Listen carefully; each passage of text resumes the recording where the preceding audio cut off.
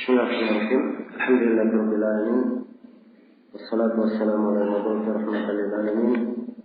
Nabiyina Muhammad wa ala alihi wa sahbihi wa man tabi'ahum bi ihsanin ila yaumiddin, amma ba'd.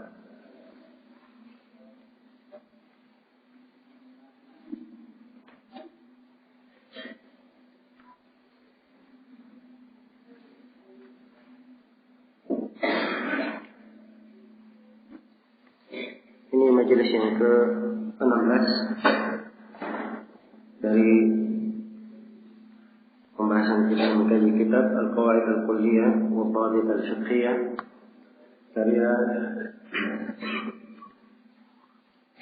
Yusuf Ibn Al-Hasan Ibn Abdul Hadi rahimahullah ta'ala.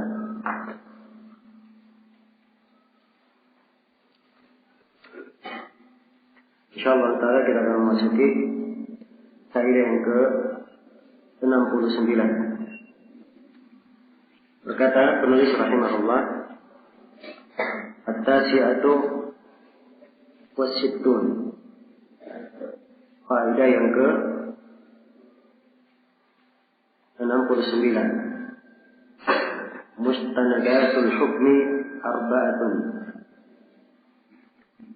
Mustanadat al-hukmi arba'ah. Ini tentang mustanadat al-hukum.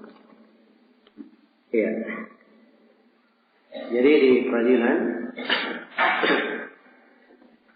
hukum itu ditetapkan, dibangun di atas mustanad, dibangun di atas sanad dasar pegangan yang mengharuskan al-qadhi menetapkan hukum sesuai dengan apa? Mustanad yang ada. Ya, sesuai dengan mustanad yang ada. Sesuai dengan pijakan atau sumber yang ada. Maka di sini disebutkan mustanad. Iya. Dan fikih tentang 4 mustanad ini yang merupakan dasar peradilan di dalam menentukan hukum. Karena itu oleh penulis disebutkan di sini secara global. Iya. Kata beliau yang pertama syahadah. Syahadah persaksian. Ini yang pertama. Saya akan diterangkan di beberapa kaidah yang berkaitan dengan syahadat ini, persaksian, bentuknya, kaifiatnya, kemudian syarat-syaratnya. Nah, jadi misalnya di pengadilan datang 4 orang memberikan persaksian bahwa si fulan itu berzina. Maka dijatuhkanlah hukum had zina terhadap si fulan dibangun di atas persaksian 4 orang. Jelas ya? Maka syahadah di sini dia adalah pijakan hukum, sumber yang menyebabkan hukum itu diterapkan oleh al-qadhi. Ya, kemudian yang kedua dari mustanadat al-hukum adalah wal yamin, adalah sumpah. Nah,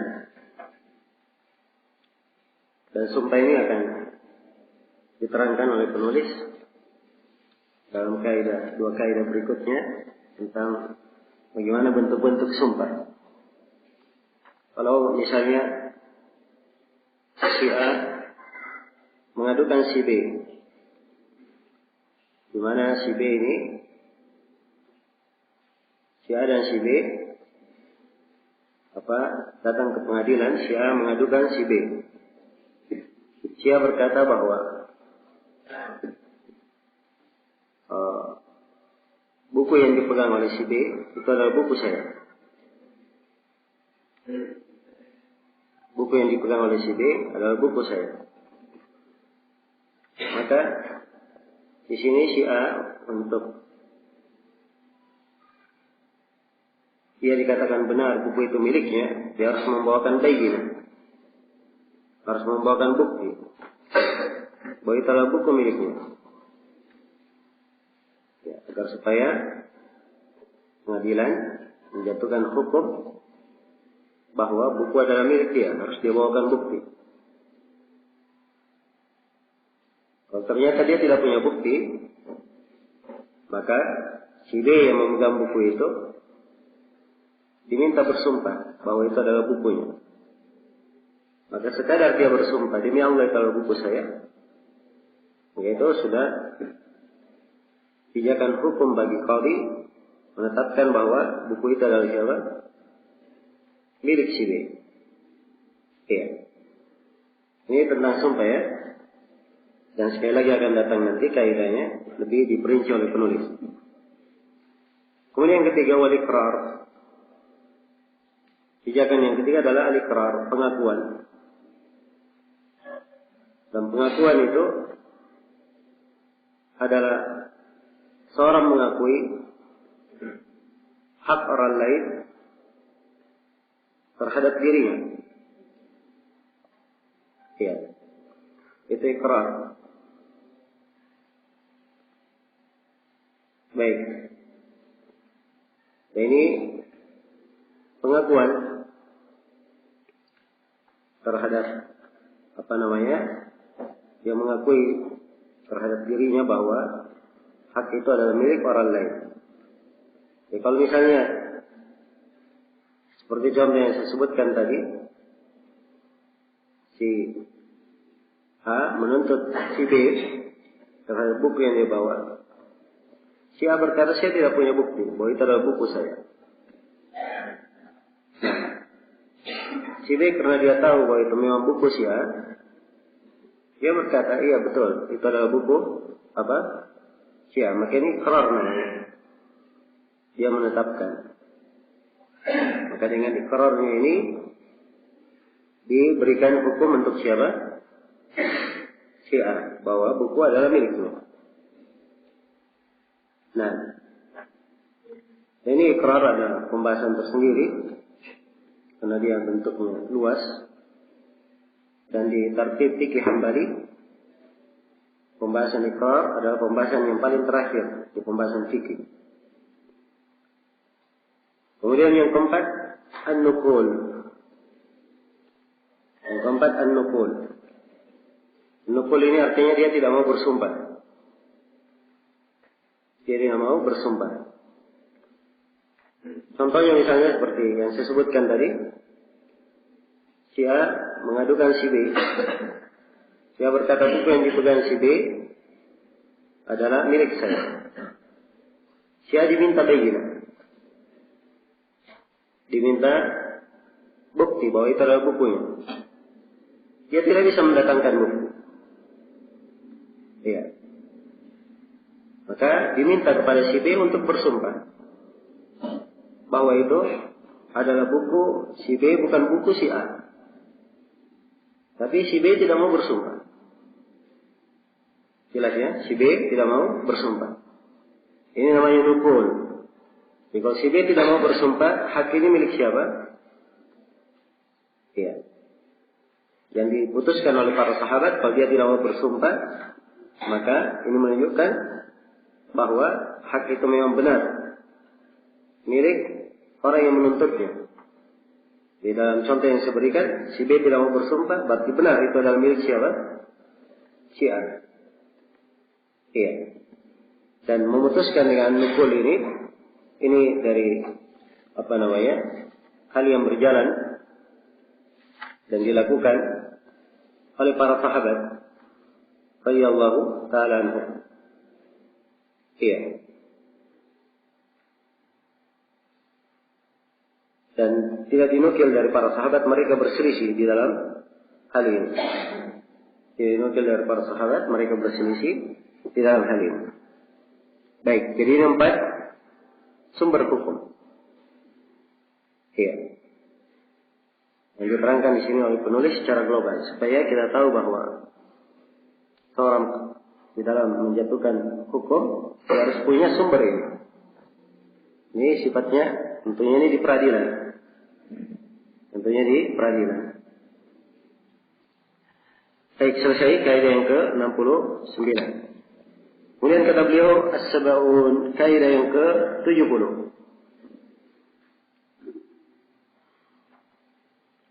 Nah, kaidah yang ke-70. Ini pada tempat-tempat yang saksi diminta bersumpah. Pada tempat-tempat yang saksi diminta bersumpah. Nah, asalnya persaksian, ya seorang memberikan persaksiannya, dia berkata asyhadu, saya mempersaksikan ya, bahwa begini dan begini. Disebutkan dengan lafaz apa? Persaksian. Ya, bukan dengan lafaz sumpah. Kalau sumpah dimulai dengan qasam, dia sumpah dengan nama Allah atau dengan sifat-sifat Allah, itu sumpah namanya. Iya. Baik. Jadi asalnya persaksian tidak disertai dengan sumpah. Tapi pada tiga keadaan seorang saksi itu dia diminta bersumpah pada tiga keadaan. Iya. Kata penulis rahimahullah, yuhallaku asyahid fi thalathati mawadhi'. Seorang saksi, ya, seorang yang mempersaksikan diminta bersumpah pada tiga tempat. Diminta bersumpah pada berapa tempat? Pada tiga tempat. Kata beliau, yang pertama,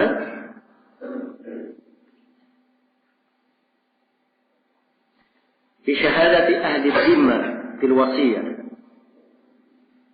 Dalam syahadat ahlud dhimmah, dalam persaksian ahlud dhimmah. Ahlud dhimmah ini siapa? Hah? Orang Yahudi atau orang apa? Nasrani. Dari kafir dhimmi. Dari kafir dhimmi. Fil wasiat, tentang wasiat. Ya, tentang wasiat. Nah, jadi ada orang yang melakukan perjalanan. Di perjalanan dia berwasiat bahwa sebagian hartanya adalah untuk si fulan atau untuk diarahkan begini dan begini, ada wasiatnya. Dan dia tidak ada saksi di perjalanan itu yang menyaksikan wasiatnya kecuali siapa? Kecuali dua kafir dhimmi. Iya, kecuali dua kafir dhimmi. Maka dua kafir ini diterima persaksiannya, tetapi harus ditambah dengan apa? Ditambah mereka bersumpah. Ya. Adapun kalau dia seorang muslim, saksinya seorang muslim cukup dua. Seorang muslim tidak perlu dia apa? Dimintai bersumpah. Cukup dia seorang muslim. Tapi kalau dia kafir dhimmi, ditambah dengan apa? Ditambah dengan sumpah. Ini berdasarkan ayat di surah Al-Maidah ayat 106. Ya ayyuhalladzina amanu syahadatu bainikum idza hadara ahadakumul maut hina al-wasiyah. Itnani dawa adilin minkum aw akharani min ghairikum. Wahai orang yang beriman, syahadat persaksian antara sama kalian apabila salah seorang dari kalian dihadiri oleh kematian, wasiat ya. Final wasiat, saat wasiat, maka syahadat itu oleh dua orang yang adil di antara kalian. Di antara kalian maksudnya dari kaum muslimin. Dua orang yang adil dari kaum muslimin. Kalau tidak, maka au akharani min ghairikum, atau dua orang dari selain kalian. Maksudnya selain kalian, selain apa? Selain kaum muslimin. Ya. Kafir, tapi yang dimaksudkan kafir dhimmi. Nah, in antum darabatum fil ardi fa asabatkum musibatul maut. Apabila kalian melakukan perjalanan di atas muka bumi, kemudian kalian meninggal, Jadi dia sebelum meninggal di perjalanan dia berwasiat dan yang menyaksikan hanya 2 orang kafir. Jadi kalau yang menyaksikan 2 kafir ini, maka disebutkan di kelanjutan ayat tahbisunahuma min ba'di shalah. Ya, kalian menahan 2 orang saksi itu setelah salat. Setelah salat. Dan di sejumlah penafsiran ditafsirkan setelah salat asar. Sebab di waktu itu sumpah lebih lebih diagungkan. Ditahan setelah salat, fayuqsimani billah in irtabtum la nashtari bihi thamanan walau kana dha qurba wa la naktum syahadata Allah inna idzal laminal athimin.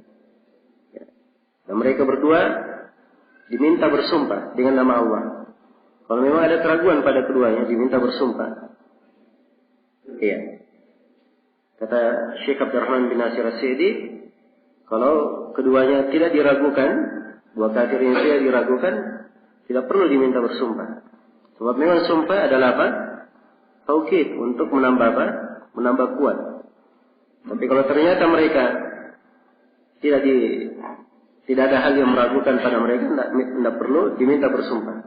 Kalau meragukan, diminta bersumpah. Bagaimana sumpahnya?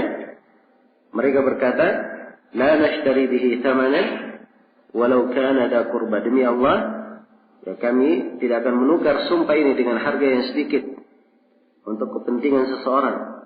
Walau kana dha qurba, walaupun orang itu adalah kerabat kami. Wala naktum syahadat Allah, dan kami tidak akan menyembunyikan persaksian Allah. Inna idzal laminal athimin. Kalau kami dusta, ya kami memang menyembunyikan, maka kami tergolong orang-orang yang berdosa. Jelas ya? Maka ini dalil yang menunjukkan poin yang pertama yang disebut di sini, saksi yang diminta bersumpah. Kemudian yang kedua, kata beliau, wa fi syahadatil mar'atil wahidah 'ala ar-radha' idza tuhimat. Dan persaksian seorang perempuan terhadap kesusuan apabila ia disangka. Ya, apabila dia disangka atau muttaham, ya, dicurigai. Nah, seorang perempuan kalau akan datang juga nanti rinciannya di bentuk-bentuk persaksian. Seorang perempuan, dia boleh satu orang perempuan dia mempersaksikan. Dia mempersaksikan bahwa anak ini menyusu dari saya. Ya.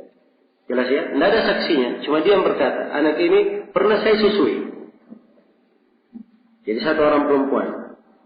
Itu diperbolehkan. Jelas ya? Itu diperbolehkan. Nah, ini berdasarkan hadis Uqbah ibn al-Harith di dalam As-Sahih. Datang kepada Nabi SAW,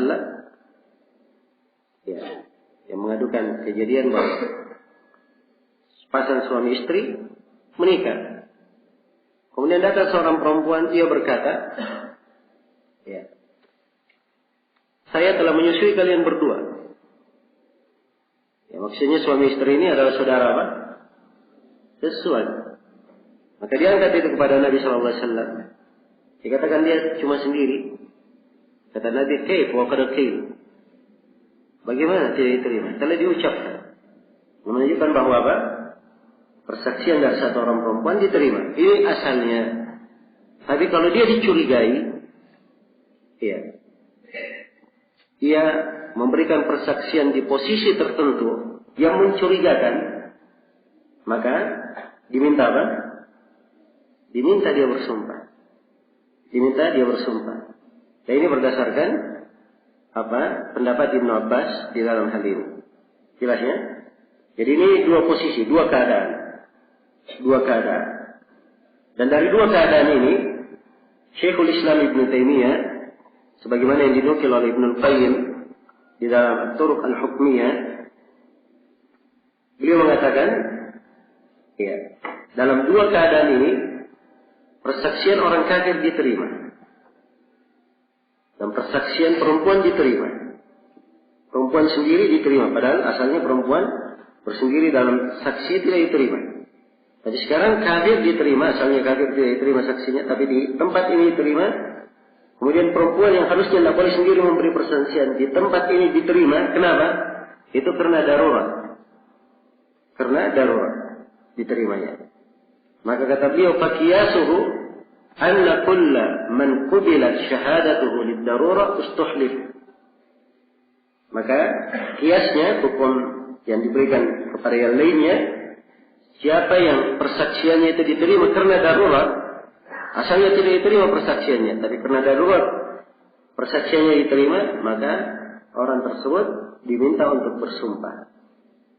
Jadi seakan-akan dari dua kejadian ini, Syekhul Islam Ibnu Taimiyah tidak membatasi bahwa hanya dua tempat ini saja yang diminta bersumpah. Bahkan pada setiap persaksian yang mirip dengan hal ini, itu diminta untuk bersumpah. Baik. Kemudian yang ketiga, dari tempat yang saksi diminta untuk bersumpah adalah fi syahadatiz zawji ala zawjatihi, tentang persaksian suami ya terhadap istrinya bahwa dia berzina. Nah, bahwa dia berzina. Nah, suami kalau dia melihat sendiri istrinya berzina, dia tidak punya saksi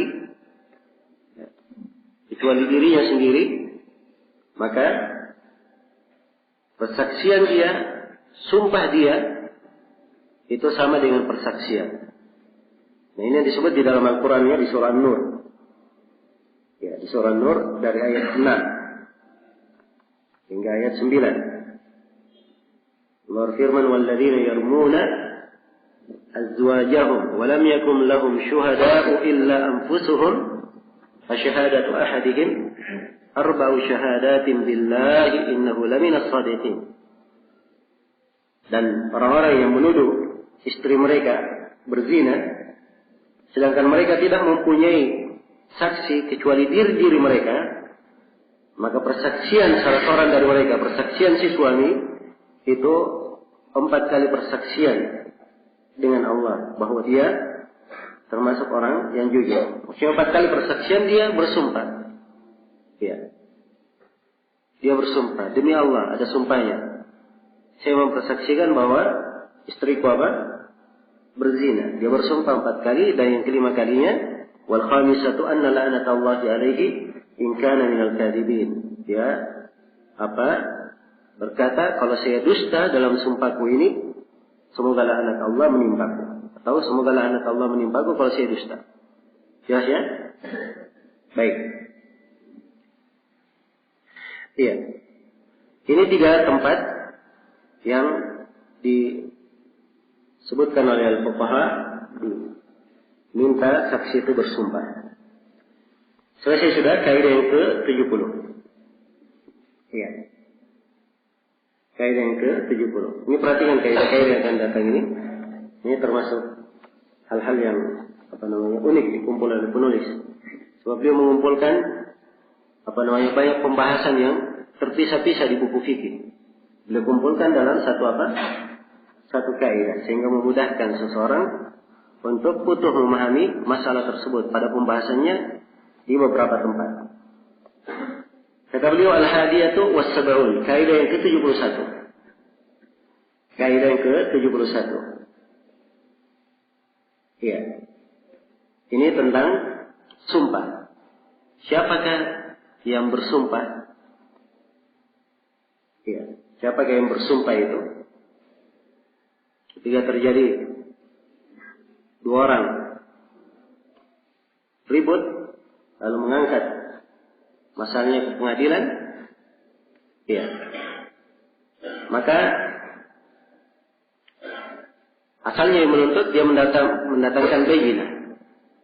Tapi ada posisi dia dengan bersumpah diberikan hak itu untuknya dengan sumpah yang dia ucapkan.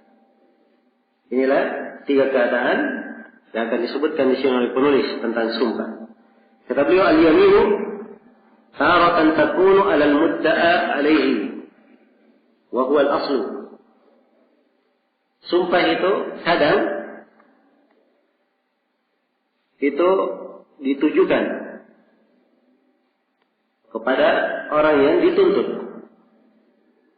Dan ini adalah asalnya.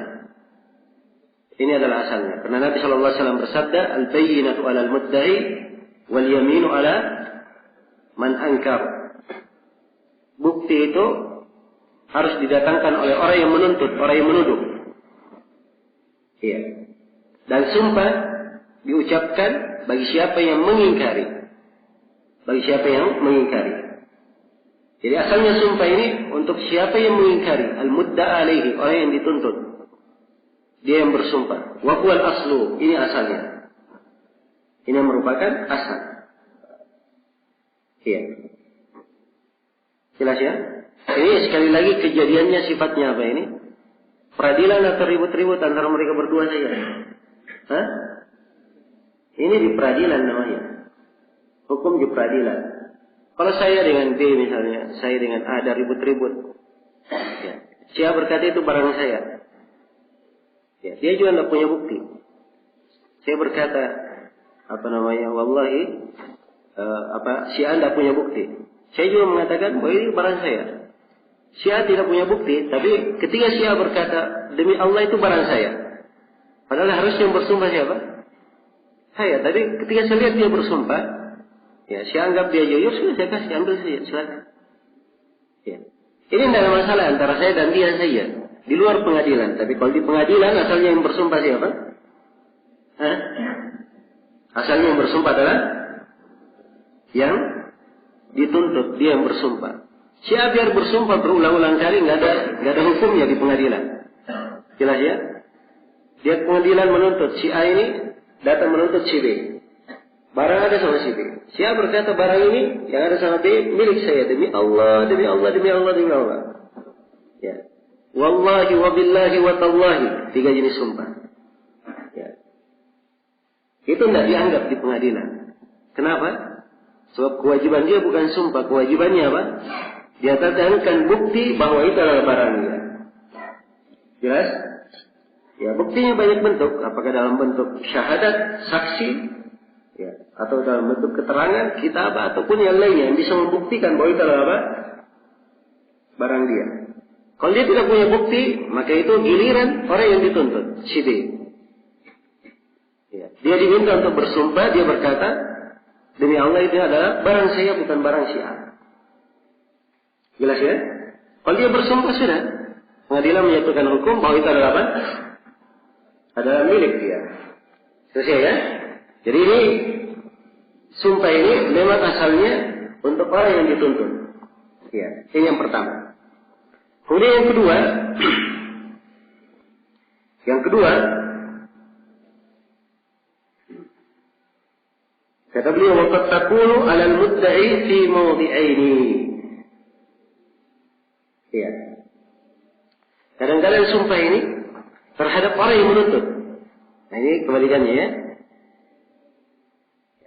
Kadang-kadang terhadap orang yang menuntut. Ini pada 2 tempat. Pada 2 tempat. Nah, tempat yang pertama, fima idza kana lahu syahidun wahid fil huquqil maliyah. Pada hal yang kalau dia mempunyai satu saksi saja. Pada hal yang kalau dia mempunyai satu saksi saja, ya, pada hak-hak yang berkaitan dengan harta. Hak-hak yang berkaitan dengan harta. Ya. Jelas ya? Al-mudda'i dia datang. Ya. Ada harta di situ, ada jenis dari harta yang menjadi sumber sengketanya, sumber sengketa atau perselisihannya. Si A datang menuntut si B. Ya. Si A hanya membawa satu saksi saja. Harusnya berapa saksi? Ya. Hah? Tuntutannya sekarang berkaitan dengan harta. Ya, tergantung jenis kejadiannya apa ya. Kalau ditanya harusnya berapa saksi, ya dilihat kejadiannya apa. Karena saksi itu tergantung bagaimana bentuk kejadiannya apa yang dipermasalahkan, apa yang diangkat ke pengadilan. Ya. Nah, akan datang nanti rincian bagaimana saksi-saksi itu akan datang. Baik, ini khusus dalam masalah harta, harusnya ya dia mendatangkan 2 saksi. Tapi ternyata dia hanya punya 1 saksi saja. Dia hanya punya 1 saksi. Maka 1 saksi ini cukup ditambah dengan sumpah dari siapa? Dari si A yang menuntut. Jelas ya?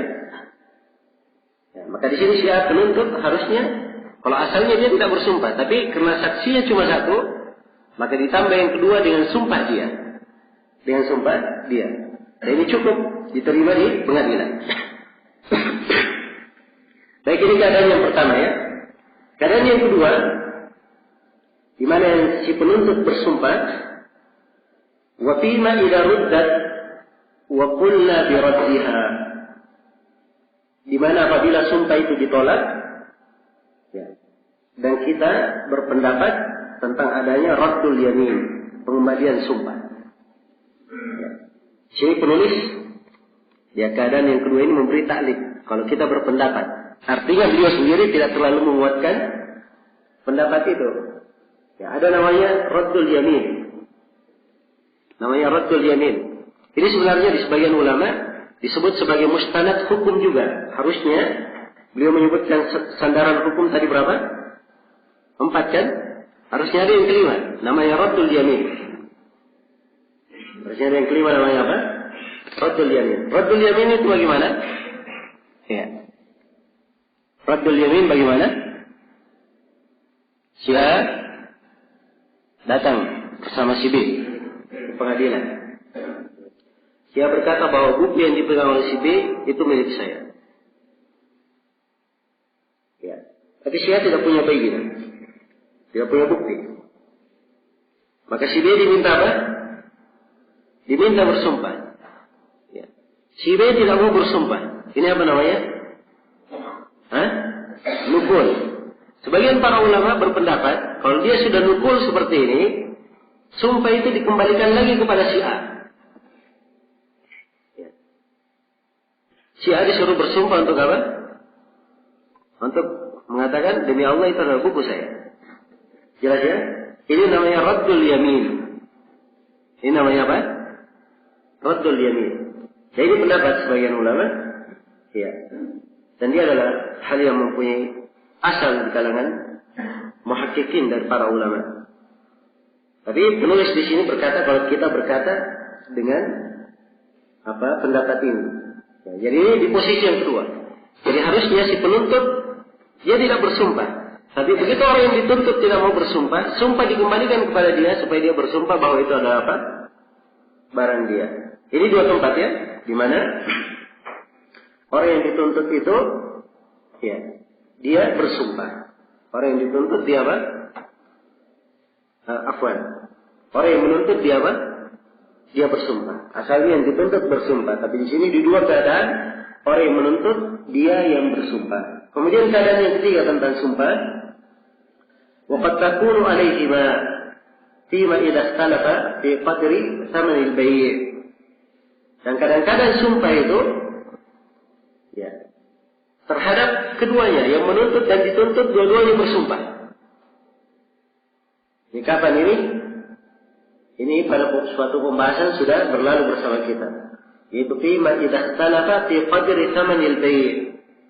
Pada hal yang kalau keduanya berselisih tentang kadar besarnya harga suatu barang. Sudah pernah berlalu sebelum ini? Hah? Sudah pernah. Di pembahasan apa? Si penjual dan si pembeli berselisih tentang harga. Hah? Di pembahasan khiyar. Ya, kita sudah sebut ya, salah satu dari bentuk khiyar adalah ini. Ya. Jelas ya? Dan waktu itu saya terangkan, ya, si penjual dan si pembeli berselisih. Nah, si penjual dan pembeli berselisih. Si pembeli berkata, kamu bilang kepada saya harganya 1 juta. Tapi si penjual berkata tidak. Yang saya bilang harganya 2 juta. Jelas ya? Ini berselisih. Nah, maka setiap dari keduanya bersumpah untuk hal ini. Nah, ini tentunya kalau sudah berkaitan dengan masalah sumpah, ya, ini terikat dengan pengadilan tentunya. Sebab untuk menentukan siapa yang punya hak, dan pengadilan yang melihat, ya. Pengadilan yang melihat di dalam hal tersebut. Ini sepanjang ada khusumah ya. Kalau tidak ada khusumah, maka mereka damai antara mereka berdua, tidak ribut-ribut, itu tidak ada masalah. Baik. Jadi posisinya seperti itu. Keduanya bersumpah. Ya. Keduanya bersumpah. Jadi si penjual, si pembeli berkata demi Allah, dia bilang bahwa harganya 1 juta. Si penjual juga berkata, kalau dia memang benar, ya, dia tetap mengaku dirinya benar, dia berkata demi Allah harganya berapa? Harganya 2 juta. Ya. Kalau nggak ada yang mundur, maka dia punya hak khiyar di dalam hal tersebut. Jelas ya? Baik. Boleh dia kembalikan barangnya. Nah, andai kata misalnya si penjual tidak mau bersumpah, maka si pembeli yang benar barang itu, ya tetap sudah menjadi apa? Kepemilikannya dengan harga 1 juta. Ya. Demikian. Selesai sudah kaidah yang ke-71. Kaidah yang keberapa sekarang? 72. Ya. Kata penulis rahimahullah ta'ala,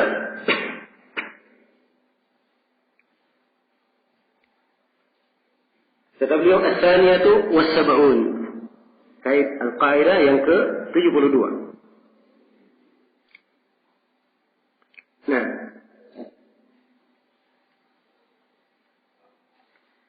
al-'ain al-mudda'a biha la takhlu min 3 aqsam. Ya.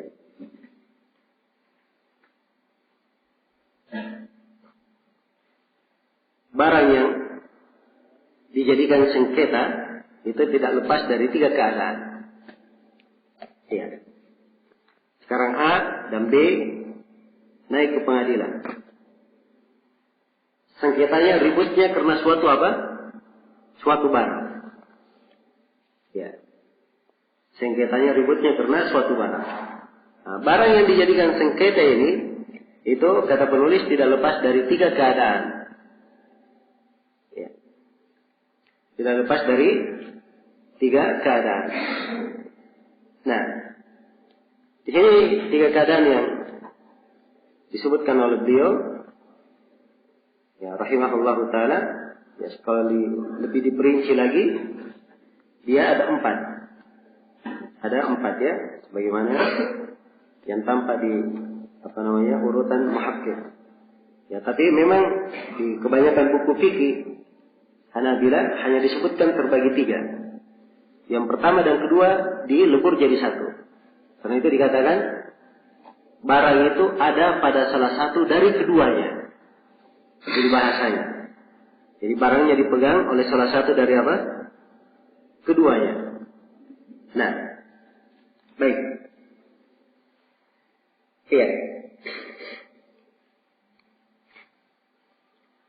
Kata beliau yang pertama, antakuna fi yadil mudda'a. Ya, ini masalah siapa yang menuntut dan siapa yang dituntut. Ini pembahasan tersendiri ya. Pembahasan peradilan, bahkan dia adalah pokok pembahasan. Ya, sebab untuk menjatuhkan hukum harus dibedakan siapa yang menuntut dan siapa yang apa? Dituntut. Jangan ribut-ribut saja bicara saja, tidak tahu apa maunya. Ya. Tapi harus ditentukan siapa yang menuntut dan siapa yang dituntut.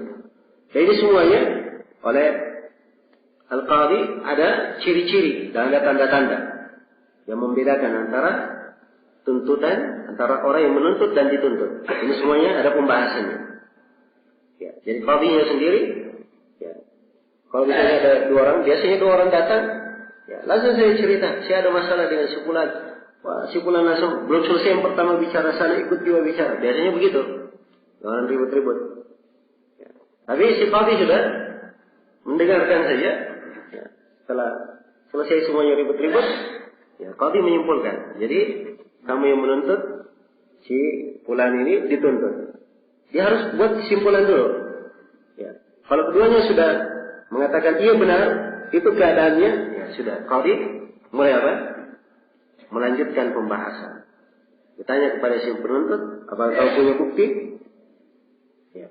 Masuk di pembahasan bayyinah, ada pembahasan bagaimana cara atau apa bukti-bukti yang dianggap syah di pengadilan.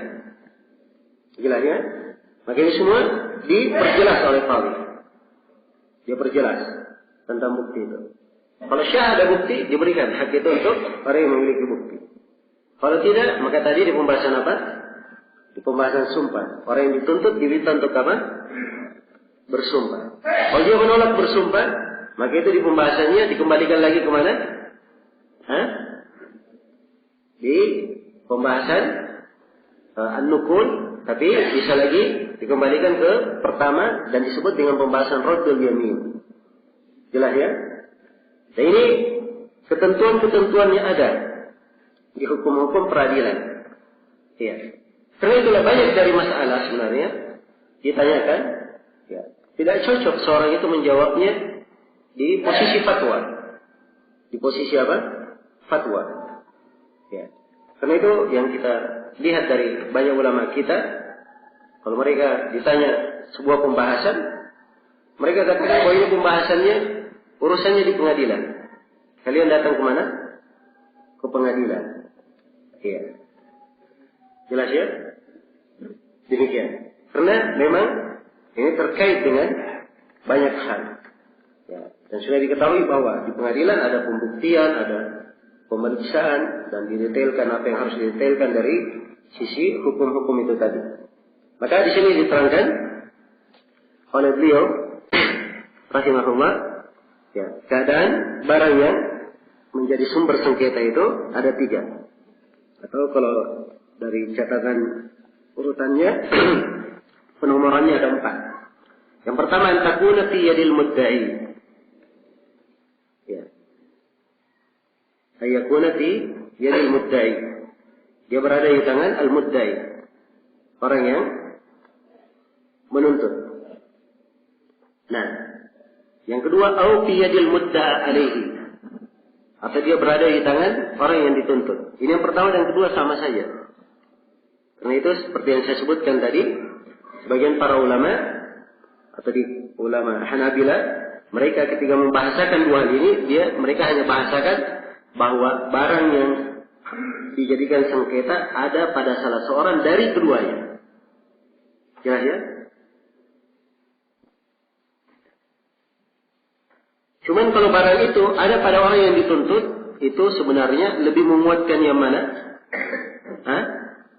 Lebih menguatkan orang yang dituntut. Kan begitu, barang ada sama dia. Dia yang pegang. Iya. Dia yang pegang. Tapi mungkin juga barang itu dipegang oleh si B, datang si A mengambilnya dengan paksa. Karena si A tidak rela dengan hal ini, dibawa ke pengadilan. Ya. Bahwa ini adalah barang saya dirampas. Si A berkata tidak, itu adalah barang saya. Si A di sini yang menjadi penuntut, walaupun barang dia apa? Dia pegang. Jelas ya? Nah, hukumnya sama. Ya. Untuk keadaan yang pertama ini, si qadhi yang pertama bertanya kepada mudda'i. Ya. Dia bertanya kepada orang yang menuntut. Ya. Alaka bayyinah? Apakah kamu punya bukti? Ya. Kalau dia bilang iya, saya punya bukti. Dia tegakkan buktinya. Dia datangkan saksi. Ya. Ada dia punya catatan-catatan yang membuktikan.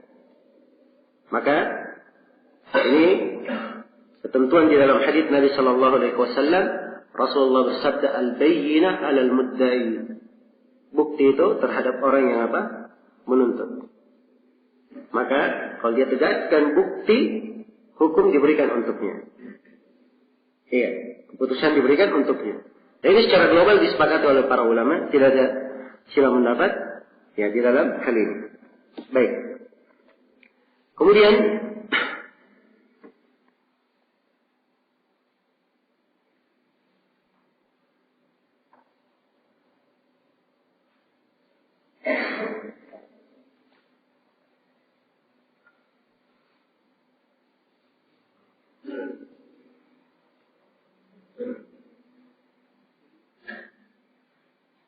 Kemudian yang ke berapa sekarang?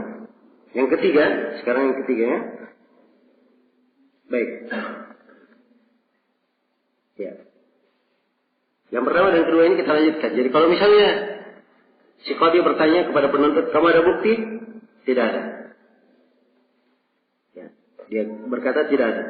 Maka di sini kalau dia berkata tidak ada, dilanjutkan kemana? Hah? Orang yang dituntut. Orang yang dituntut diminta apa? Diminta bersumpah. Kamu bersumpah bahwa itu adalah barang kamu? Iya. Kalau dia bersumpah, maka hukum diberikan apa? Untuknya. Nah, karena Nabi Shallallahu Alaihi Wasallam bersabda, apa? Wal yaminu ala man ankar. Ya, dan di dalam riwayat Bukhari dan Muslim, walakin al yamin ala al mudda'a alaihi. Tetapi sumpah itu ya ditujukan kepada orang yang dituduh. Itu sumpah. Nah, kalau dia ternyata tidak mau bersumpah, ya, maka tidak maunya ini itu asalnya sudah dihitung si A yang benar. Tidak maunya. Sebab nukul itu hukum. Ya. Dan dia sebagaimana yang saya terangkan tadi, itu fatwa para sahabat diberikan hukum. Ya. Di belakang an-nukul tersebut. Begitu dia tidak mau sumpah si B, maka diketahui bahwa memang benar pemiliknya adalah siapa? Si A. Cuman kalau si B minta, ya, dia berkata, baik, saya tidak mau bersumpah. Suruh si A yang bersumpah. Ya. Maka permintaan si B apa? Dipenuhi atau tidak? Dipenuhi. Ini yang disebut dengan nama apa? Raddul yamin. Ya. Ini yang disebut dengan raddul yamin. Nah, kalau si A ya bersumpah, maka barang sudah menjadi apa? Miliknya. Tapi kalau ternyata si A juga tidak mau bersumpah, bagaimana? Ya, dua-duanya enggak ada yang mau bersumpah. Ya, dua-duanya tidak ada yang mau bersumpah, tidak ada bayyinah. Ya. Harusnya bagaimana? Ya, harusnya barangnya dibagi dua. Ya. Barangnya ya dibagi dua. Sebab tidak ada bayyinah, tidak ada yang punya bukti, ya, dua-duanya tidak mau bersumpah. Baik. Kemudian yang kedua, ya, atau yang ketiga, au fi yadi ghairihima. Iya. Au fi yadi ghairihima. Barang itu ada pada selain mereka berdua. Ya, harusnya kalau urutan ya pada yang keempat dulu yang dibaca kan. Ya, selesaikan dulu urusan mereka berdua, baru ke urusan orang lain kan begitu. Ya, jadi barang ada di tangan salah seorang dari mereka berdua, atau mereka berdua sekaligus, atau pada selain mereka berdua. Selain mereka berdua ini diakhirkannya harusnya. Ya. Baik. Kalau barangnya ada pada tangan mereka berdua sekaligus, ya, maka salah seorang dari keduanya diminta bayyinah. Salah seorang dari keduanya diminta bayyinah. Jelas ya? Nah, dan kalau salah seorang dari keduanya punya bayyinah, maka itu adalah keputusan bahwa dia yang mempunyai barang tersebut. Dia mempunyai barang tersebut. Iya. Jelas ya? Kalau ternyata keduanya tidak memiliki bayyinah, keduanya tidak memiliki bukti, bagaimana ini? Suruh bersumpah dua-dua? Ini tidak mungkin ya, kalau suruh bersumpah dua-dua, bagaimana caranya? Ya. Jadi di sini, di posisi ini, langsung barangnya dibagi dua. Langsung barangnya apa? Dibagi dua. Tidak ada bukti, dua-duanya, barangnya dibagi dua. Ya. Sebab akhirnya barang ada pada mereka berdua, sama-sama. Ya. Dan ini indikasi lebih menguatkan bahwa mereka bersyirikat. Karena ribut. Ya, ini merasa punya miliknya dan seterusnya. Ya, ini zahirnya. Karena itu pertama diminta bukti. Sekarang tidak ada yang punya bukti dari kedua mereka ini. Maka barangnya dibagi dua, dan setiap orang yang mendapatkan bagian setengah disuruh bersumpah bahwa benar ini adalah hak dia. Dia sumpah bahwa bagian saya setengah ini ya adalah benar, ya merupakan hak Allah. Dia bersumpah. Kalau dia tidak bersumpah, yang setengah itu diberikan kemana? Ke kawannya. Jelas ya? Baik, ini keadaan yang keberapa? Yang keadaan yang keempat ya, kalau barangnya ada pada mereka berdua. Ya, dan ini qada diputuskan oleh sejumlah dari as-salaf ya rahimahullah taala, ada beberapa asar yang menunjukkan tentang hal ini. Kemudian yang ke berapa? Yang ketiga, ya. Kalau barang itu berada di tangan selain mereka berdua. Ya. Barang itu berada di tangan selain mereka berdua. Nah, ya. Di tangan selain mereka berdua. Baik. Kalau di tangan selain mereka berdua, ini lain lagi masalahnya. Ya. Perselisihannya bukan antara apa? Dua orang saja, tapi ada pihak ketiga sudah. Ada pihak ketiga. Dan pihak ketiga yang memiliki barang. Di sini pembahasan tentang apa? Tentang ikrar. Ya, pembahasan tentang ikrar. Jadi pihak ketiga ini yang barang berada di tangannya, kalau dia mengakui bahwa barang ini adalah milik si A, maka barang itu diberikan kemana? Kepada si A. Sebab ikrar itu adalah bentuk dari apa? Dari hukum. Kecuali kalau si A punya bayinah yang lebih kuat untuk hal tersebut, maka dia boleh untuk apa? Diberikan kepadanya. Ini kalau dia punya bayinah yang kuat. Iya. Baik. Saya sudah pembahasan ini. Ini kaidah yang ke-72. Kemudian kaidah yang ke-73. Kata penulis rahimahullah taala, "Ats-tsalitsatu was-sab'un fi mustanadati asy-syahadah." Ya. Kaidah yang ke 73 tentang dasar-dasar syahadat. Ya. Orang mempersaksikan, seorang mempersaksikan. Apa artinya mempersaksikan? Ya, syahadah itu dia mustaq dari kalimat musyahadah. Musyahadah itu dia menyaksikan lalu dia kabarkan apa yang dia lihat dan apa yang dia ketahui. Itu persaksian namanya, itu yang disebut dengan nama syahadat. Ya. Itu yang disebut dengan nama apa? Syahadat. Jadi syahadat dia menyaksikan lalu dia kabarkan apa yang dia saksikan dan apa yang dia ketahui dari apa yang dia saksikan tersebut. Nah. Baik. Dalam persaksian apakah harus dia berkata saya persaksikan? Ya. Ini di banyak pembahasan sebenarnya dibahas kaitannya dengan urf. Ya. Boleh saja seorang datang ke pengadilan, ya fulan, kamu beri persaksian. Dia datang sebagai saksi.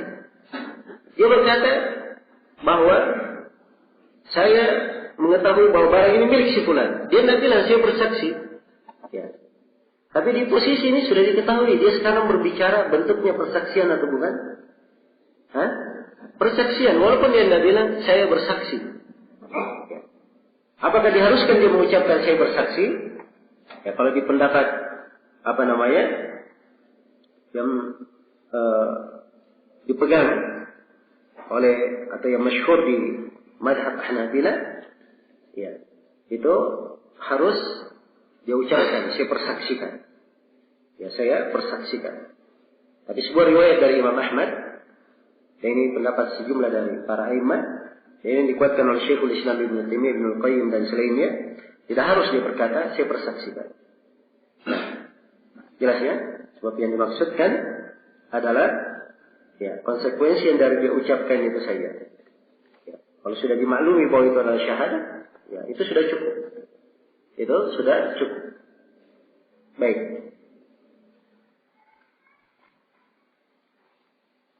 Ya, dan ada beberapa pembahasan di dalam masalah syahadat tentang seseorang itu bagaimana dia memberikan persaksian, kapan dia diwajibkan memberikan persaksian, kapan dia dianjurkan memberikan persaksian. Nah, ini ada ketentuannya. Ya, dan di sini penulis membahas sebagian dari ketentuan persaksian, yaitu sumber persaksian. Sekarang seorang yang ingin memberikan persaksian, itu adalah atau dianggap sebagai sebuah syahadah. Apa sumbernya? Apa dasarnya sehingga dia dikatakan memiliki syahadah? Ya, kata beliau yang pertama, kata beliau mustanadatu asy-syahadati thalatha. Ya, sumber saksi itu ada 3. Nah, mustanadatnya ada 3. Yang pertama adalah an-nazar, melihat. Yang pertama adalah an-nazar, dia melihat. Ya. Jadi kalau dia memberikan persaksian di atas dasar apa? Melihat, maka itu sudah apa? Sudah cukup. Ya, karena dia melihat. Nah, bahkan melihat itu yang paling kuat dari bentuk persaksian, karena itu didahulukan oleh penulis. Yang kadang melihat lebih tinggi derajatnya daripada apa? Mendengar. Ya. Laisal khabaru kal mu'ayyana, kata Nabi sallallahu alaihi wasallam. Berita itu tidak sama dengan apa? Orang yang melihat langsung. Ya. Baik. Kemudian yang kedua wassama, dia mendengar. Ya. Boleh dia memberikan persaksian kalau dia apa? Dia mendengar. Ya. Dia mendengar. Nah, ini tentunya pada jenis mendengar yang langsung berkaitan dengan hal yang dituntut. Ya. Hal yang dituntut. Baik. Apakah dia si fulan misalnya dituduh mencuri, dia pernah dengar si fulan bahwa memang itu barang itu saya ambil dari si fulan. Ya, dia dengar.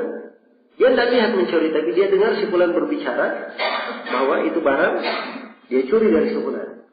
Ini bentuk apa? Syahadat dengan apa? Dia mendengar. Ya. Dan yang ketiga adalah al-istifadhah. Al-istifadhah. Beritanya sudah masyhur. Ya, sudah apa?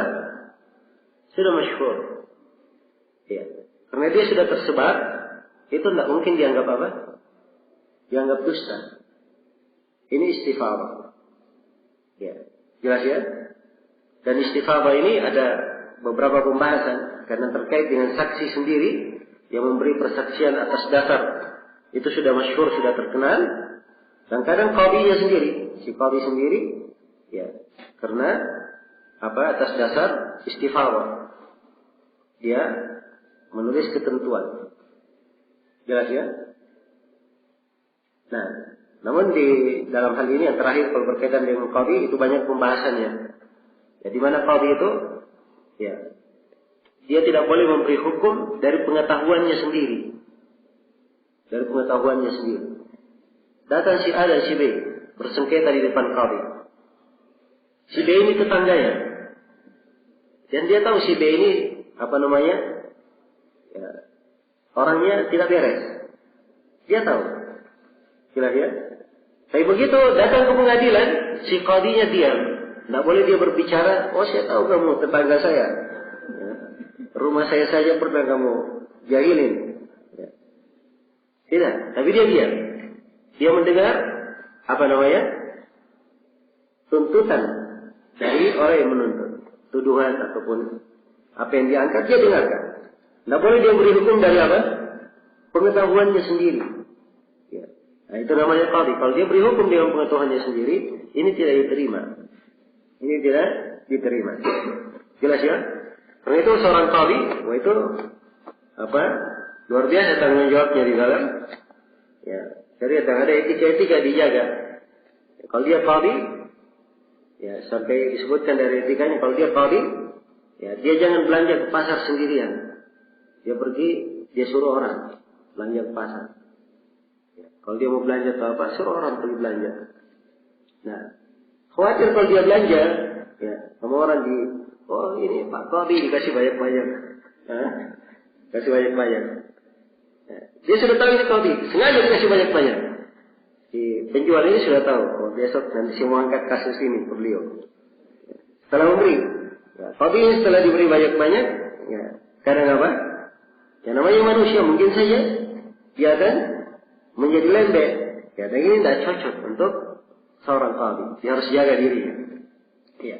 Apalagi kalau dia mengenal dari tabiatnya sering kasihan sama orang. Nah ini tidak cocok dia membuka pintu itu untuk dirinya. Ya. Karena itu untuk qadhi itu jaminannya besar di pemerintah. Diberikan kelayakan lebih daripada yang lainnya. Sebab memang dia di posisi dijaga. Ya. Harus stabil dalam memberikan apa? Dalam memberikan hukum. Jelas ya? Baik. Ya, berbeda kalau yang di hukumnya, ya orangnya serba kekurangan dan seterusnya, ya dia sendirinya pas-pas. Ya. Maka inilah yang menjadi banyak masalah di banyak peradilan. Ya. Siapa yang tinggi bayarannya, ya, maka hukum bisa disetir. Ya. Dan ini yang repot di dalam hal yang seperti ini. Baiklah. Ini dari etika-etika. Ya saya ingatkan. Dan di sini saya kembali kepada permasalahan sumber atau dasar pijakan dari syahadat. 3 yang disebut oleh penulis. 3 yang disebut oleh penulis di sini. Nah, ini kaidah bermanfaat ya untuk mengetahui seorang itu benar diterima saksinya atau tidak. Itu harus dilihat pada 3 sumbernya. Kemudian yang kaidah yang ke-74 kata penulis rahimahullahu taala,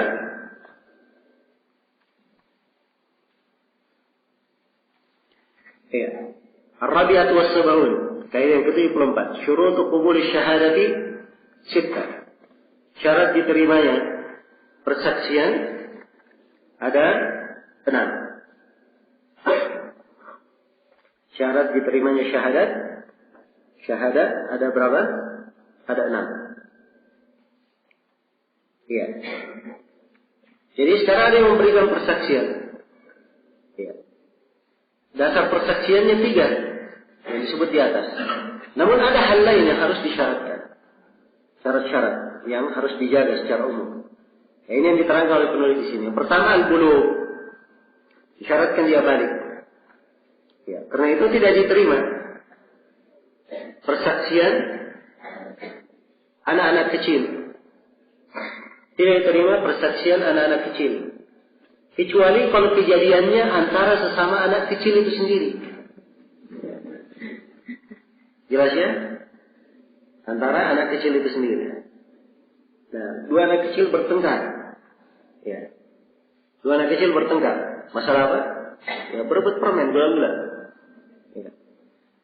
Nah, maka persaksian diterima antara mereka saja, anak-anak kecil.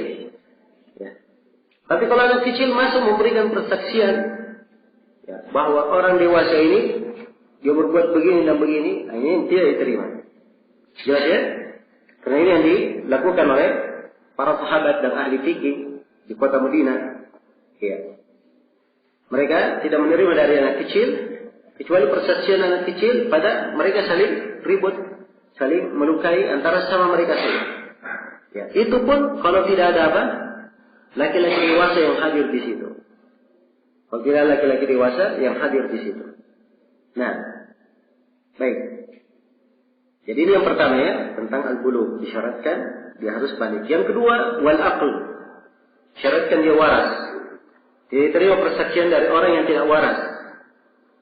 Ya, apakah tidak warasnya karena kesurupan atau tidak warasnya karena memang tidak ada akal dari dari dasarnya.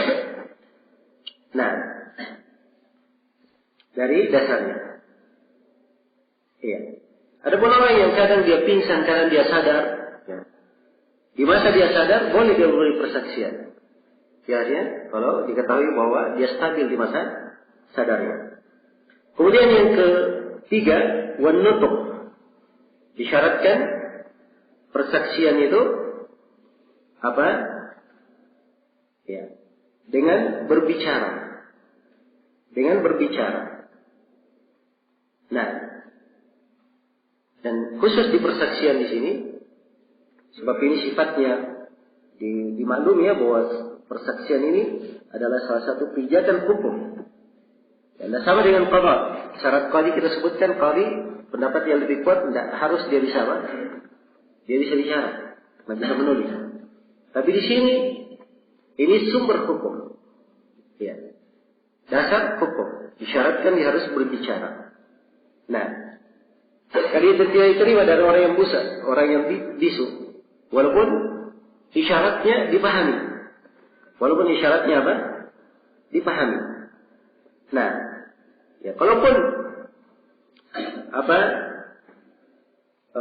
harus diambil dari orang yang bisu itu di keadaan-keadaan tertentu saja. Ya. Seperti di dalam masalah nikah, masalah talak. Ya. Kalau si bisu ini mentalak istrinya, kan ada yang lain yang bisa memberi persaksian kecuali siapa? Dia. Kalau diterima bagaimana caranya? Maka di keadaan tertentu saja. Ya, jelas ya? Itu pun para ulama menyebutkan kalau dia menulisnya, ya, itu lebih afdal. Sebab itu lebih apa? Lebih kuat menunjukkan maksudnya daripada isyarat dia. Daripada isyarat dia. Baik. Kemudian syarat yang keempat. Kata beliau, wal Islamu fi ghairi wasiyati fi safar. Disyaratkan keislaman. Ini syarat umumnya pada seluruh persaksian.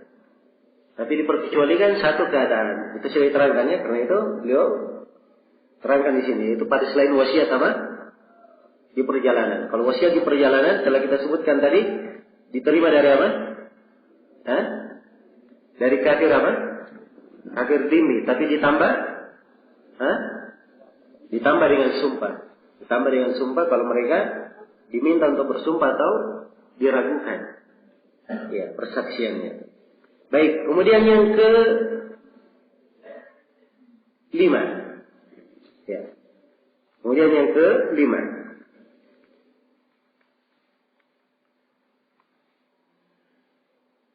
Nah, ya asalnya kalau dia sudah bersaksi begini, berkata begini, ya, itu tidak diminta sumpah lagi. Saksinya sudah cukup ditulis. Itu saksi dia. Dia menyatakan diri sebagai saksi sudah cukup. Jelas ya?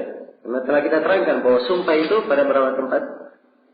3 tempat. Nah, ini keterkaitan kaidahnya ya, supaya kita paham bahwa memahami kaidah-kaidah ini penting. Nah, kemudian yang kelima, wal hifdzu. Ya, dia menghafalnya. Ya. Maka anda diterima persaksian dari mughaffal. Ya. Dari orang yang apa? Sering lalai. Ya. Atau orang yang dikenal banyak lupa. Pikun. Ya, ini tidak diterima. Jelas ya? Baik. Dan dilihat kalau dia banyak lupa, dilihat banyak lupanya. Ya. Bentuk banyak lupanya bagaimana? Nah, ini ada ya, pemastian. Ya. Jadi syarat umumnya. Dan kalau dia sendiri kalau melihat orangnya, nah dia bisa menentukan ini orang diterima syahadatnya atau tidak. Itu dulu. Terpenuhi syarat dia boleh mempersaksikan atau tidak. Tidak terpenuhi syarat, ditolak. Terpenuhi syarat, nah baru ditanya apa persaksiannya, dari mana dasarnya. Jelas ya? Dari mana dasarnya. Demikian. Kemudian berikutnya, ya. Jadi yang dimaksud di sini hafalan, dia menghafal kebanyakannya. Kalau yang tidak boleh itu dia banyak lupa, kebanyakannya lupa. Adapun kalau dia kadang lupa, yang namanya manusia wajar kalau dia kadang apa? Kadang lupa. Ya, tidak ada manusia yang tidak pernah lupa. Ada manusia yang tidak pernah lupa. Ya. Rawi saja, itu rawi hadis pasti ada salahnya. Kalau dalam rawi hadis dikatakan bahwa si fulan ini tidak pernah keliru dalam hadisnya, itu hanya pembahasan bahwa ini betul-betul dhabit hadisnya, bukan artinya hakikatnya tidak pernah keliru. Jelas ya? Bukan tidak pernah keliru. Ya, karena itu sebagian orang-orang yang baru belajar ilmu hadis, ya, dia baca di biografi misalnya Zaid bin Qudamah. Zaid bin Qudamah ini disebutkan bahwa dia rawi, ya, tidak ada kekeliruannya, tidak pernah keliru dalam riwayatnya. Dianggap bahwa seluruh riwayatnya itu pasti benar. Ya, tidak ada kelirunya. Dan ini salah. Ya, karena itu kata Ibnu Ma'in, siapa yang berkata dia tidak pernah salah, maka dia adalah kadzdzab, kata Ibnu Ma'in, pendusta. Ya. Jadi pujian dari para ulama itu tidak pernah keliru, itu artinya apa?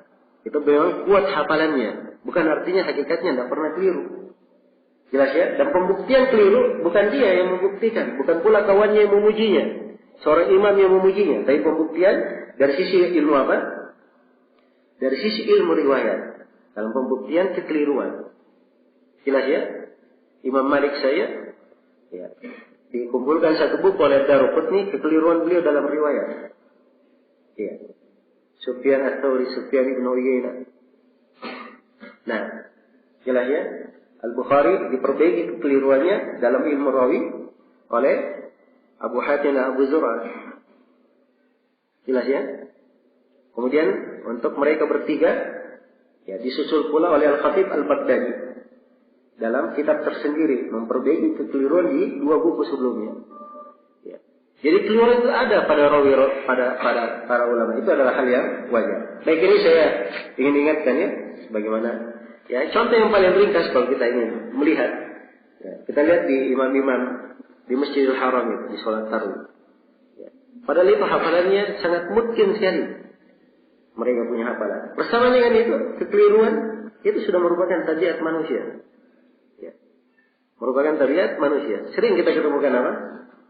Ya, kekeliruan ya, di dalam apa hafalan tersebut. Nah, karena ini tidak ada yang lepas dari hal yang seperti itu. Jadi yang sedikit itu dimaklumi. Baik. Kemudian yang ke-6 kata beliau wal adalah. Al adalah. Al adalah ini adalah asalnya dia adalah istiqamah. Ya, dari kata adil, dia adil.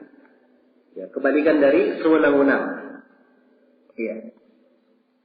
Ya, kalau dikatakan dia adil, itu dia pertengahan keadaannya dalam agamanya, dalam ucapannya, dalam perbuatannya. Baik. Ini al-adalah. Iya.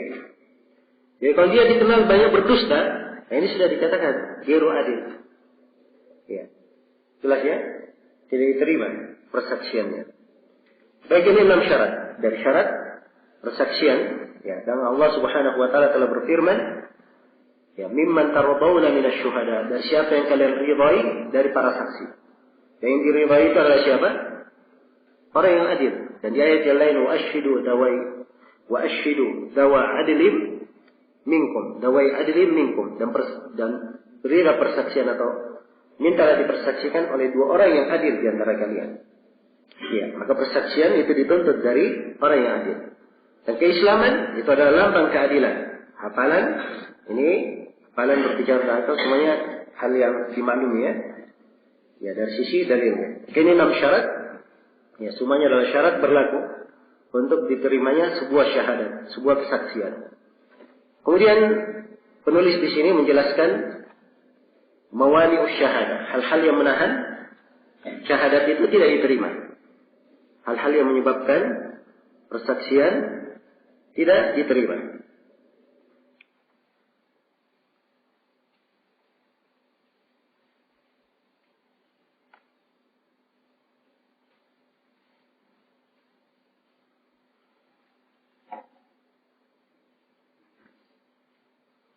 Ya, kata beliau rahimahullah ta'ala,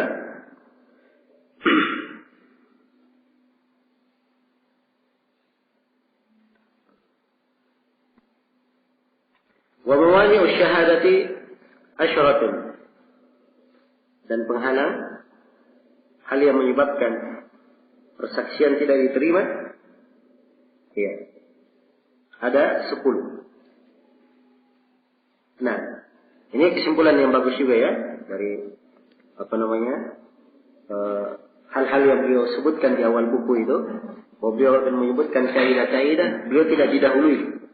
Tidak ada yang pernah atau beliau tidak melihat ada yang mendahuluinya dalam hal tersebut. Ya, walaupun sebagian dari kaidah yang telah lalu telah kita terangkannya bahwa beliau mengambil ya, dari buku-buku juga ada di keterangan buku-buku yang lainnya. Ya, sama seperti apa yang beliau terangkan. Yang pertama kata beliau adalah as-sighar. Ya. Dia masih kecil. Ini sudah kita terangkan ya. Kemudian yang kedua wal junun. Dia tidak waras. Kemudian yang ketiga al-kharas. dia bisu. Kemudian yang keempat al-kufur, kekafiran. Kemudian yang kelima al-fisq, kefasikan. Karena kefasikan ini lawan dari apa? Lawan dari keislaman. Ya. Kemudian yang keenam ada al-hifdi, dikasratin nisyan, terlalu banyak lupa. Ini lawan dari apa tadi? Hafalan. Kemudian yang keempat al-qarabah, min al-abuwah wal banuwah. Ya, dia punya hubungan kerabat. Dia punya hubungan kerabat. Ya. Dari sisi abuwah, ya, ada hubungan keayahan antara anak dan ayah, atau banuwah antara ayah dan anak. Nah, kalau ada hubungan kerabat seperti ini tidak diperbolehkan, sebab ini mengarah kepada apa? Mengarah kepada tuhmah, kecurigaan. Ya. Oh, ini mentang-mentang anaknya, dia kasih persaksian untuk siapa? Untuk ayahnya. Jelas ya? Mentang-mentang anaknya, ayahnya kasih persaksian. Atau karena ayahnya, ya anaknya tidak mau ketinggalan dia. Ya. Baik. Kemudian yang ke berapa? Yang ke-8. Wa yajurra ila nafsihi naf'an bi syahadatihi aw yadfa anha dararan. Ya. Dari hal yang menahan syahadat, ya. Kalau persaksiannya itu membawa manfaat untuk dirinya atau menolak darinya darar. Ya. Ini adalah ya, hal yang mencurigakan. Jadi si qari kalau misalnya dihadirkan seorang dan orang ini memberikan persaksian, dan persaksian itu ya sifatnya menguntungkan dirinya, nah maka yang seperti ini ditolak persaksiannya. Sebab hal yang sangat meragukan. Demikian pula kalau ada bahaya yang ditolak darinya dengan persaksian itu. Nah, kemudian yang ke-9, wal adawah, adanya permusuhan. Ya. Kalau sudah diketahui, ya, si A dan si B, si B ini dituduh, ya, si A menuntutnya, ya, dihadirkan saksi si C, dan si C ini punya masalah besar antara C dengan apa? Dengan B. Ya. Maka di sini dia tidak cocok untuk diikutkan persaksian. Ya kan dikatakan bahwa dia ini menguatkan apa? Hanya untuk menguatkan si A saja. Ya, karena ini memang musuh bubuyutannya. Ya. Jelas ya? Karena itu permusuhan tidak boleh. Hindari mawani. Kemudian yang ke-10 buat tuhmah. Ya, dan dia ada tersangka. Ya. Nah, disangka. Apakah itu tampak dari perbuatannya atau tampak dari ucapannya? Ya. Dan ini semuanya ya adalah hal yang dipandang oleh seorang apa? Seorang qadhi. Ya. Nah. Baik.